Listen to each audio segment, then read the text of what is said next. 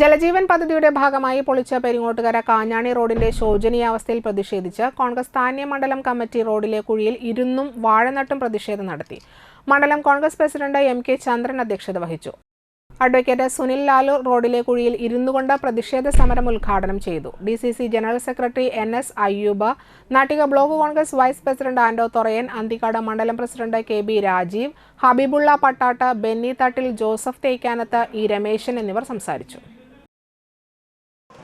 കഴിഞ്ഞ 8 കൊല്ലക്കാലമായി ഒരു ജലജീവൻ മിഷന്റെ പേരിൽ ഈ കാണുന്ന പെരിങ്ങോട്ടുകര, താന്യം, പുത്തമ്പീടിക, അന്തിക്കാട് വഴി പോകുന്ന ഈ റോഡ് ഈ നാട്ടിൽ താമസിക്കുന്ന 1.5 ലക്ഷത്തോളം വരുന്ന യാത്രികർക്ക് അല്ലെങ്കിൽ 1 ലക്ഷത്തോളം വരുന്ന യാത്രികർക്ക് നിരന്തരം യാത്ര ചെയ്യാൻ കഴിയാതെ, സ്കൂളിൽ കുട്ടികൾക്ക് നേരത്തെത്താൻ കഴിയാതെ, ജോലിക്ക് പോകുന്ന അമ്മമാർക്ക് കടകളിൽ എത്താൻ കഴിയാതെ, സഹോദരങ്ങൾക്ക് ഓട്ടോറിക്ഷ ഓടിക്കാൻ കഴിയാതെ ഈ റോഡിന്റെ ശോചനീയാവസ്ഥ ദിനം പ്രതി വഷളായിക്കൊണ്ടിരിക്കുന്നു എന്നുള്ളതാണ്.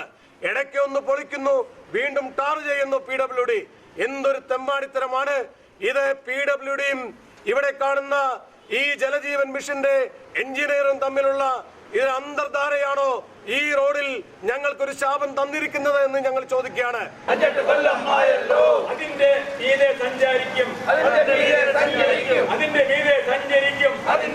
സഞ്ചരിക്കും, അധികാരത്തിൽ നെറ്റിപ്പട്ടം